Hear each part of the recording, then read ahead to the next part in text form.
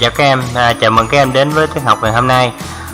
Chúng ta thời tiết vừa rồi thì thầy đã vừa hướng dẫn các em tạo cái hiệu ứng chuyển động cho các đối tượng qua cái bài số 2, đó là bài mở rộng hiệu ứng chuyển động.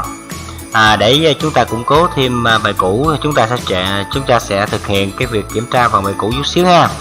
Rồi chúng ta bắt đầu. Câu hỏi số 1: trong Microsoft PowerPoint, một animation cho phép em thực hiện việc gì? A. Xem trước hiệu ứng đã áp dụng cho slide, tạo trang slide mới, cài đặt thời gian chuyển động cho slide, tạo hiệu ứng chuyển động cho các đối tượng trong slide. Rồi em hãy chọn cái đáp án cho mình đi trên màn hình nha. Và đáp án chính xác chính là đáp án D. Tại vì thẻ animation thì phục vụ cho công việc tạo hiệu ứng cho chuyển động cho các đối tượng. Tiếp theo, để tạo hiệu ứng chuyển động đi theo một con đường theo đường cho một đối tượng nào đó, trong nút công cụ Effect, em chọn dạng hiệu ứng nào? A là entrance, B emphasis, C exit, D motion path. Rồi em hãy chọn đáp án đi. Và đáp án chính xác chính là cũng là đáp án D. A entrance là dạng hiệu ứng để cho đối tượng xuất hiện. B emphasis, đây là nhóm hiệu ứng làm cho đối tượng nổi bật. C exit, đây là nhóm hiệu ứng làm cho đối tượng thoát. Motion path, đây là nhóm hiệu ứng để giúp cho đối tượng có thể di chuyển theo một cái đường nào đó mà mình định sẵn. Câu C: để vẽ được đường cong chuyển động, em nhí nút trái chuột vào vị trí bắt đầu, nháy nút trái chuột thêm một lần nữa tại vị trí uốn cong. Và để kết thúc thao tác đường cong, em nháy nút gì của chuột? Nút trái chuột, nút phải chuột, nút giữa và nháy đúp chuột. Rồi em hãy chọn đáp án đi. Khi vẽ một đường cong để cho đối tượng nó chuyển động theo để kết thúc đường cong đó thì chúng ta nhí cái gì? Ở đây có 4 đáp án, chúng ta hãy chọn đáp án đó ha. Rồi đáp án chính là đáp án D, nháy đúp chuột. Rồi như vậy thì thầy cũng đã vừa kiểm tra bài cũ xong. Rồi để đến với tiết học ngày hôm nay thì thầy sẽ hướng dẫn các em cách để làm cho cái bài trình chiếu của chúng ta sẽ trở nên sinh động hơn, bằng cách là chúng ta sẽ chèn các âm thanh hay các bài nhạc vào cái trang trình chiếu của mình thông qua bài số 3, đó là bài chèn âm thanh vào trang trình chiếu. Sách giáo khoa ở trang số 66.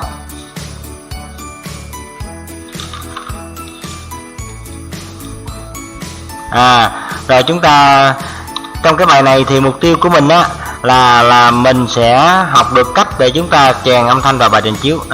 Cái mục tiêu nó đơn giản như vậy thôi, nhưng nó sẽ có nhiều công chuyện để làm đấy nha. Rồi chúng ta sẽ bắt đầu cái phần đầu tiên.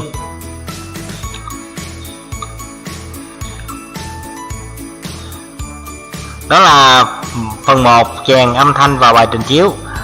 Bây giờ chúng ta sẽ làm cái bài tập số 1 ở trang 66 trong sách giáo khoa nha. Rồi sau phần 1 thì chúng ta sẽ kiểm tra kết quả làm việc của cái âm thanh mà chúng ta chèn.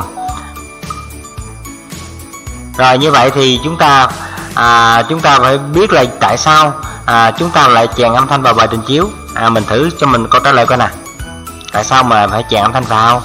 Và cách chèn như thế nào thì chúng ta sẽ được giới thiệu ha. Rồi để trả lời cho câu hỏi vì sao em lại chèn âm thanh vào bài trình chiếu thì bây giờ thầy có một cái ví dụ là chúng ta hãy xem nha. Đây là một trang trình chiếu có thể thiết kế về cái chủ đề Merry Christmas ha, mừng Giáng sinh. Bây giờ chúng ta xem hình ảnh đẹp không? Quá đẹp ha. Nhưng mà chúng ta cũng còn cảm thấy thiếu. Các em hãy xem đây. Xem nghe, nhìn kỹ nha, nhìn kỹ đây. We wish you a Merry Christmas. We wish you a Merry Christmas. We wish you a Merry Christmas and a Happy New Year. We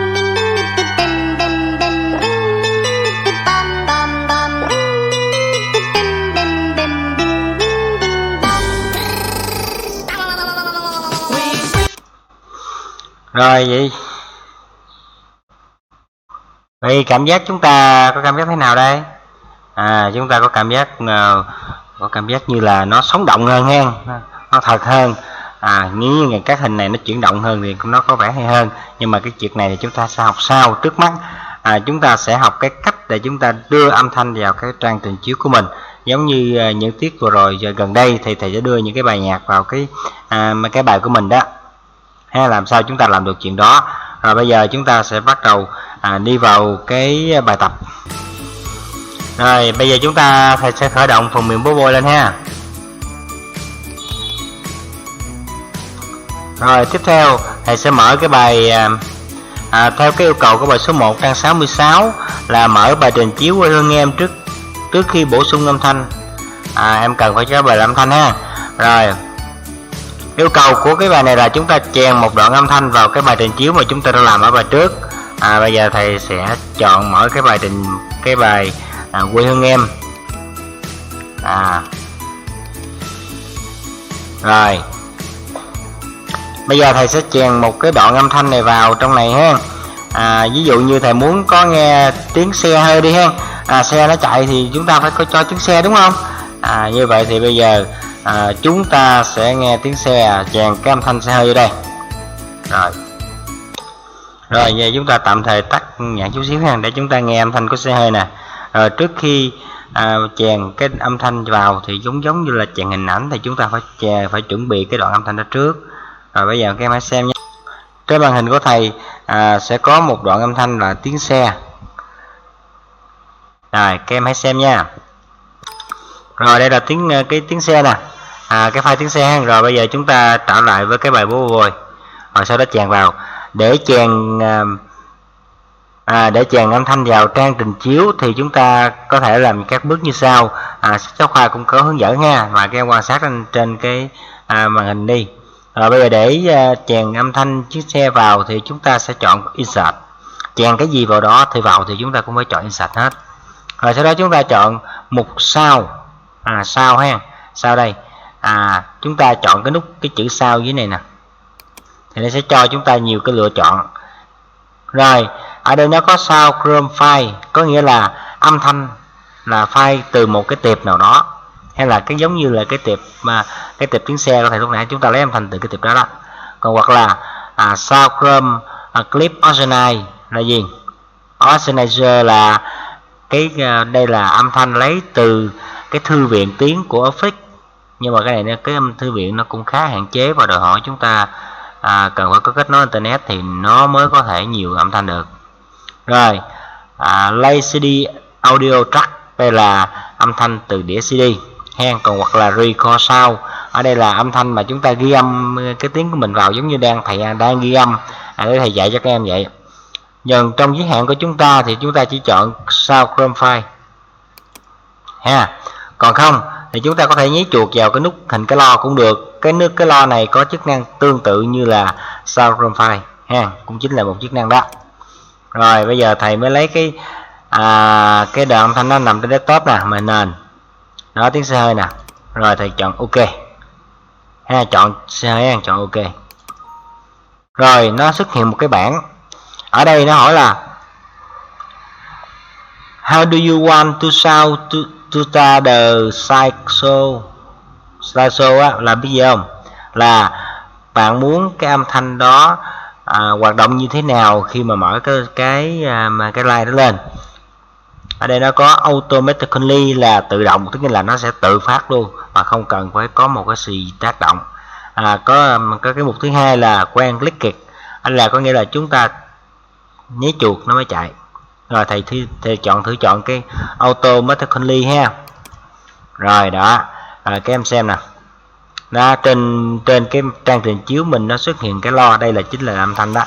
Rồi chúng ta có thể để một vị trí nào đó nó phù hợp, được chưa? Rồi bây giờ chúng ta có thể nghe thử, chúng ta trình chiếu lên xem thử nó chạy không nha. Đây thầy trình chiếu đó.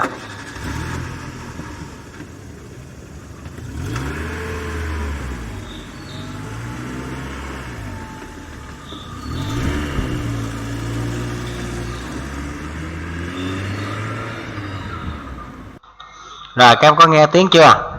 Tiếng xe ha. Rồi thầy xóa đi và bây giờ thầy chèn lại cái đoạn âm thanh tiếng xe lúc nãy.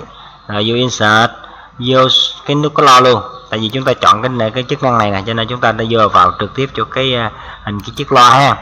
Rồi chúng ta cũng chọn tiếng xe hơi, nhưng ở đây thầy không chọn automatically nữa mà thầy chọn when liquid. Rồi chúng ta thử trình chiếu. Chúng ta không nghe được tiếng xe hơi. Lý do là cái ở chế độ này thì chúng ta nhí chuột vào cái loa nó mới lên tiếng.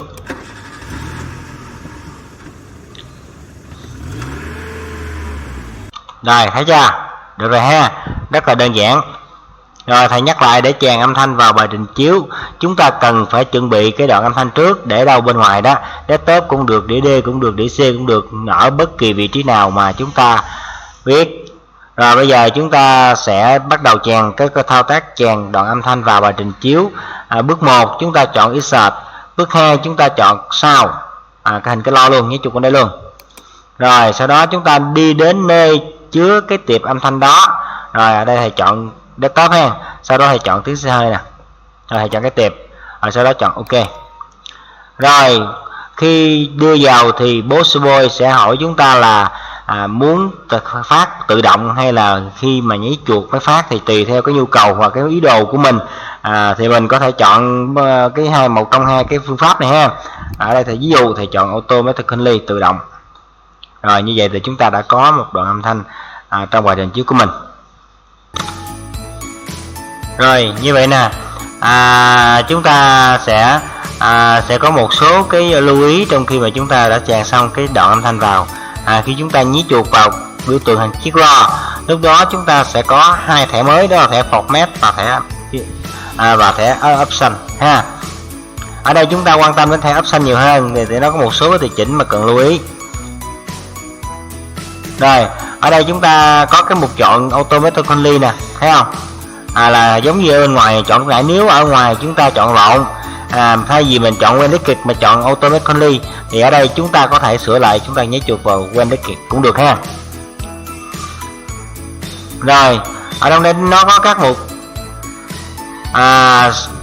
slideshow volume. Ở đây có slideshow volume có nghĩa là cái mức độ lớn của cái âm thanh đó. Ở đây nó có tổng cộng là 4 mức. Mức low là mức nghe nhỏ, medium là vừa, hay là nghe lớn, và mute là gì biết không? Mute chính là tắt tiếng, chúng ta không nghe tiếng của cái âm thanh đó ha. Các em cần lưu ý những cái này cho thầy nha. Rồi một cái tiếp thầy muốn nói đó là hand during show, có nghĩa là khi mà chúng ta bật cái trình chiếu là các em xem nè, thì chúng ta vẫn thấy cái biểu tượng chữ lo đúng không? Nếu chúng ta chọn vào cái mục này thì biểu tượng chiếc loa đó sẽ không xuất hiện. Đó, thấy không? Thầy đố các em, nếu chúng ta chọn chế độ này mà chúng ta chọn when liquid được không? Được không nè? Không được, lý do cũng thực hiện được nha, nhưng mà nó bất tiện ở chỗ là chúng ta sẽ không biết cái chỗ nào để phát lo. Đâu không có chỗ để phát lo, chúng ta không thấy nha. Có nghĩa là nếu chúng ta chọn cái mục hai during show thì biểu tượng lo sẽ mất đi trong quá trình trình chiếu. Nếu chúng ta chọn when liquid thì đâu có chỗ đâu mà chúng ta nhấn chuột để trình chiếu, để bắt lo, đúng không? Rồi còn cái mục dưới đây là loop until stopped, có nghĩa là nếu một đoạn âm thanh ngắn mà cái trang của chúng ta nội dung nó quá dài, khi mà âm thanh sẽ hết trước cái nội dung trình chiếu, lúc đó thì khúc sau nó sẽ không có tiếng tăm gì hết. Thì chúng ta chọn mục này, có nghĩa là sau khi phát xong bài đó nó sẽ phát ngược trở lại, phát lại từ đầu ha. Rồi mình có lo là cái việc hết, giống như thầy đang ở chế độ là loop until stopped, có nghĩa là nó hát hoài thì nói tới chiều nó cũng hát hoài vậy đó ha. Các lưu ý nha, đây là một số cái lưu ý mà chúng ta cần phải nắm ở trong khi chúng ta chèn một đoạn âm thanh vào trong cái trang trình chiếu của mình. Rồi còn bây giờ chúng ta sẽ trở lại với bài và chúng ta ôn lại một chút xíu về cái việc mà chúng ta chèn đoạn âm thanh vào trang trình chiếu của mình nha. Rồi để chèn tiệp âm thanh vào bài trình chiếu, chúng ta sẽ thầy đang sử dụng Bobo Boy 2010. Các phiên bản Bobo Boy khác thì nó cũng tương tự.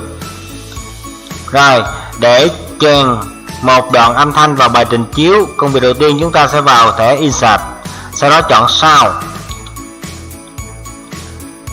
Nó sẽ có là Sound Chrome File, Clip Art, Auto Audio, Record Audio. Thì ở đây thì chúng ta thấy là hồi nãy nó khác nãy đúng không? Thì nhưng mà cái tên nó khác thôi, nhưng nó vẫn là Clip Art Audio. Đây chính là thư viện âm thanh đó. Cái này là lấy từ tiệp nè, còn cái này là ghi âm nè ha, chúng ta lưu ý.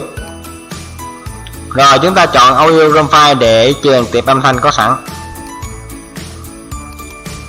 Rồi sau khi bấm vào Audio Chrome File thì máy tính sẽ hiện ra cái bảng và hỏi chúng ta là cái tiệp mà mình muốn cần chèn nó nằm ở đâu, thì chúng ta chỉ đến vị trí mà chúng ta chèn, chúng ta lấy cái tiệp đó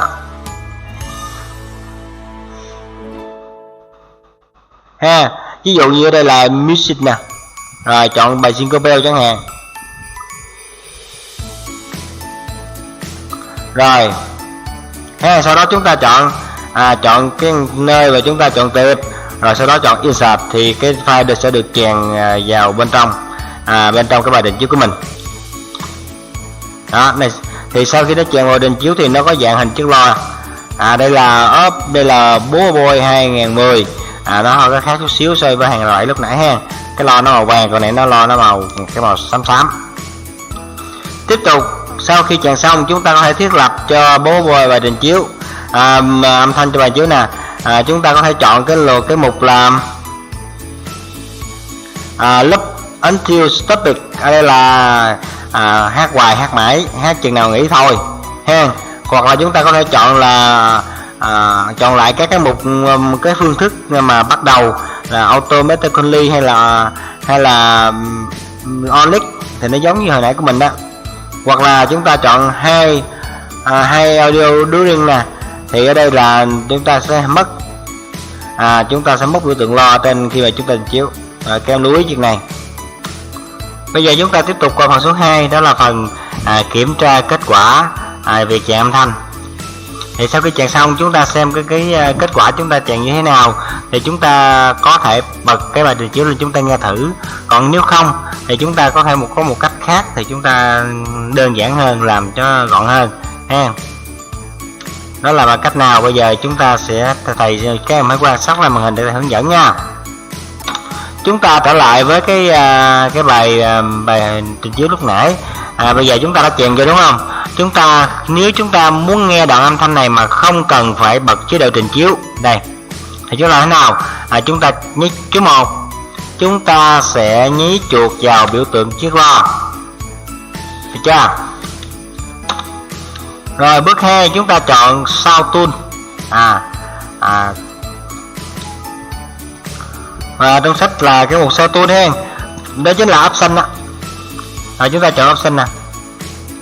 Rồi tiếp theo chúng ta sẽ nghe thử bằng cách là chúng ta sẽ nhấn chuột vào review ở đây ha. Chúng ta hãy nghe cái đoạn âm thanh nè. Rồi thầy sẽ nhấn review. Rồi các em nghe tiếp sao? Đây là cái cách để chúng ta nghe đoạn âm thanh mà chúng ta không cần phải bật cái trình chiếu lên.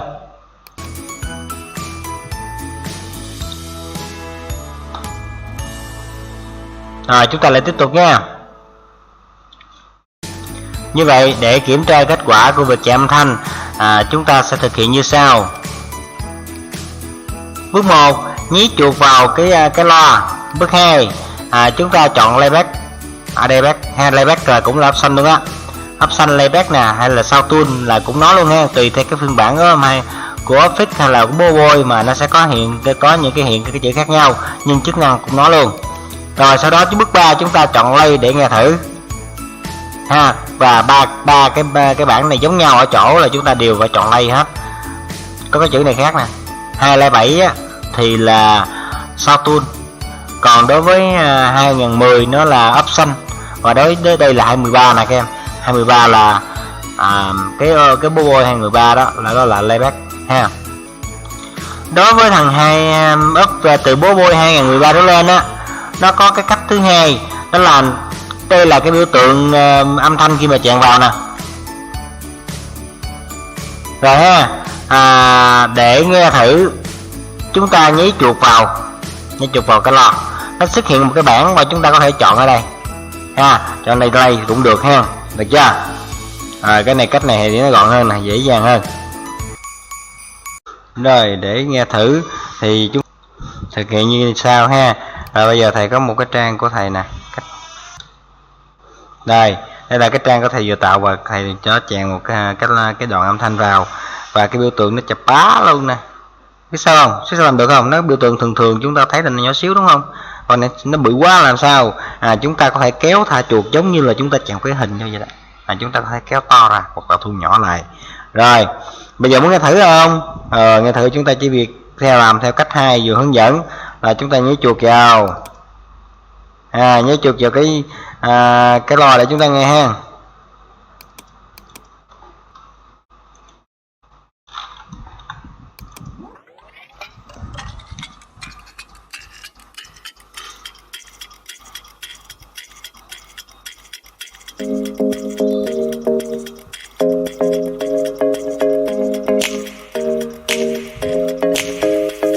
Ngày xưa ơi là xưa, ở một nơi đồng quê Bát Ngát, nhà kia có 2 chị em, tên được cha đặt là Tâm Cám. Từ thuở ấu thơ, Tâm đã mơ về hơi ấm đấy, mẹ sẽ có ngày Tâm thân này tìm ra là thoát về nơi ấm êm. Sinh ra trong gia đình vô ta cũng thương mình, thương thay cho. Rồi nếu chúng ta không nghe nữa thì chúng ta nhấn chuột cho đây lần nữa thì nó sẽ mất đi âm thanh đó, được chưa? Cũng dễ dàng ha. Rồi để áp dụng chúng ta sẽ làm cái bài tập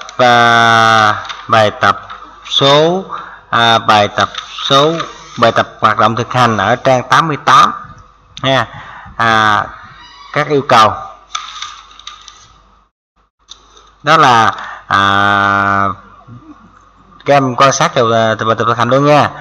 Thực hiện các thao tác thực hành sau: bổ sung trang trình chiếu mới cho bài có tiêu đề là bài hát em thích, chèn bài hát em yêu trường em vào trang trình chiếu, sau đó chèn tệp âm thanh bài hát em yêu trường em vào bài trình chiếu. Rồi như vậy thì yêu cầu là gì? Thứ nhất là chúng ta sẽ tạo thêm một trang trình chiếu mới. Thứ hai, chúng ta sẽ ghi lời của bài trình chiếu vào ở trong cái trang này, và chúng ta sẽ sau đó chèn cái tệp âm thanh vào cái trang đó, rồi tạo ra trang trình chiếu mới rất dễ. Ở đâu đây? Thấy không? Rồi chọn New Line, rồi quá đơn giản. Tiêu đề là bài hát em thích.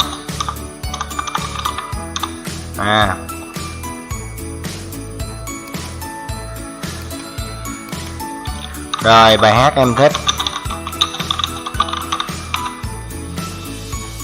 Rồi tên bài là bài em yêu trường em.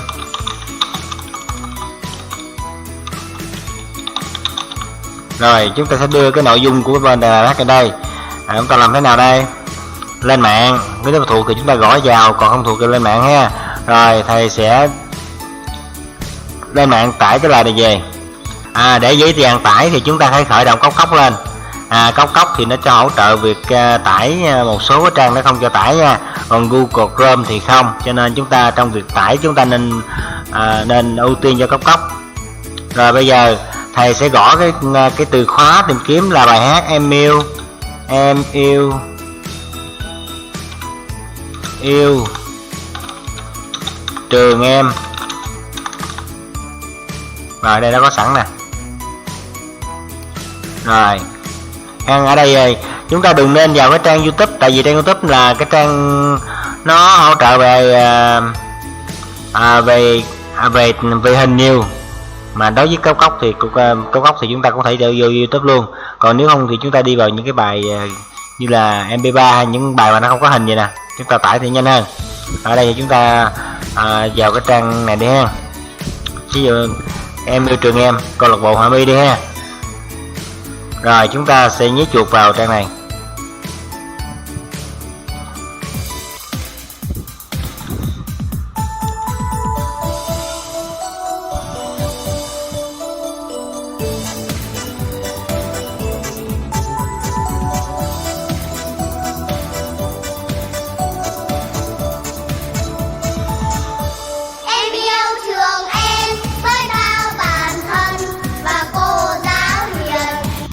Rồi ha, như vậy tại sao thầy lại khuyến khích các em đi vô những cái trang này mà không vào YouTube? Tại vì những trang này nó vừa có tiếng mà nó vừa có hình luôn, các em xem. Rồi bây giờ ở đây có tiếng như này là cái lời bài hát nè. Rồi chúng ta chỉ cần việc sao chép, kéo thả chuột, rồi kéo thả chuột từ từ nha. Rồi đó, rồi copy, sao chép, đó chúng ta được cái lời. Rồi chúng ta trở lại với cái trang trình chiếu của mình nè, đây. Rồi sau đó làm gì? Dán vào, chuột phải chọn path ha. Chuột phải chọn path. Bây giờ chúng ta có thể chỉnh sửa lại đôi chút để chúng ta có một cái bài nó đẹp hơn. Ví dụ cái chữ điệp khúc mình bỏ đi ha, cái tên bài hát Em Yêu Trường Em thì cái phông nó to hơn xíu đi. Rồi ví dụ vậy nó sẽ cách ra so với cái lời bài hát nè.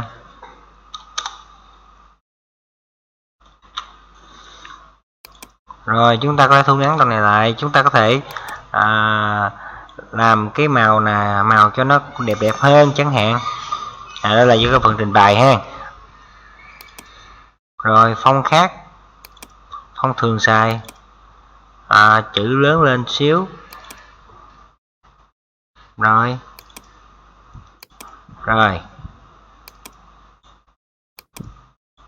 này màu đỏ đi, cái tựa bài mà nổi bật chứ ha, cỡ lớn lên. Rồi vậy là chúng ta được cái bài hát Em Thích Em Trường Em. Và cái nội dung kế tiếp, yêu cầu kế tiếp đó là chúng ta chèn bài hát Em Yêu Trường Em vào. Cho nên bây giờ chúng ta phải chuẩn bị trước cái bài hát, cái lời, cái tiếng cái bài hát á, Em Yêu Trường Em. Thì mình cũng trở lại cái góc hồi nãy. Chúng ta sẽ có cách tải.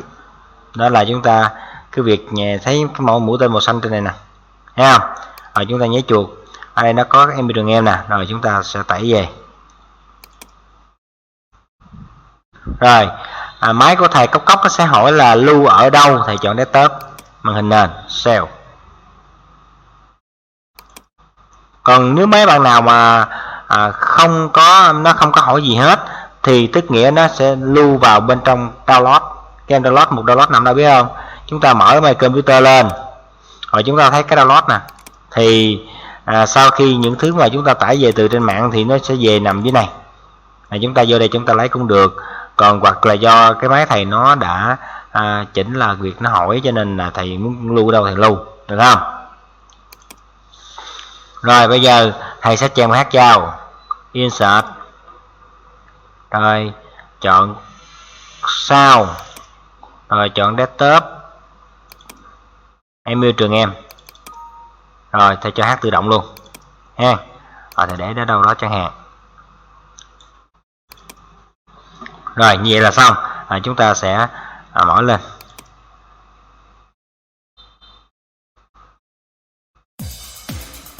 Đó, như vậy thì nó sẽ tự động hát luôn nè.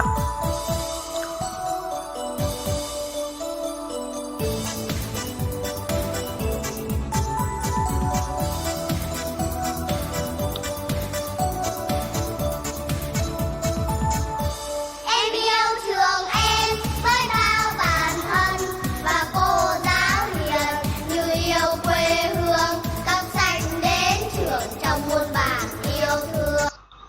Rồi những thao tác thì chúng ta sẽ làm thực hiện giống như nãy giờ chúng ta đã học. Có thể là chỉnh to hơn chẳng hạn, cái tiếng âm thanh nó to hơn này, chúng ta chọn 2 chẳng hạn, nó to hơn. Và còn cái việc trình bày nữa nha, trình bày trang trí cho nó đẹp, được không? Rồi các bạn khác chúng ta có máy, chúng ta về thực hiện cái này cho thầy. Và sau đó cái này chắc thôi chụp hình đi nha, chúng ta chụp hình cho thầy thấy cái lo nữa nha. Hoặc là chúng ta có thể quay phim, mở cái bài trình chiếu lên rồi quay phim cho thầy xem, được không? Được rồi, cảm ơn các em nhé. Rồi cuối cùng chúng ta sẽ đi vào cái mục ứng dụng mở rộng. Các em chúng ta sẽ tìm hiểu chức năng volume. Cái này thì thật ra hồi nãy thầy hướng dẫn các em chưa? Các em rồi, đây là chức năng gì biết không, nhớ không? Đây là chức năng để điều chỉnh độ lớn nhỏ của cái âm thanh mà chúng ta chèn vào trong cái bài. Rồi ha, tăng giảm âm lượng của bài hát. Các em rõ chưa? Như vậy thầy vừa hướng dẫn các em cách để chúng ta chèn một cái tệp âm thanh vào cái bài trình chiếu của mình để làm cho bài trình chiếu của mình sinh động hơn, vui tươi hơn. Rồi các em xem bài kỹ bài lại, và Bạn nào có máy thì cố gắng thực hiện để quen thao tác ha. Rồi, chuẩn bị về tuần tới cho thầy bài số 4, bài chèn đoạn video bài vào trang trình chiếu. Rồi ha. Rồi, thầy tạm biệt các em, và các em chuẩn bị cho phần tiếp theo, đó là bằng luyện tập.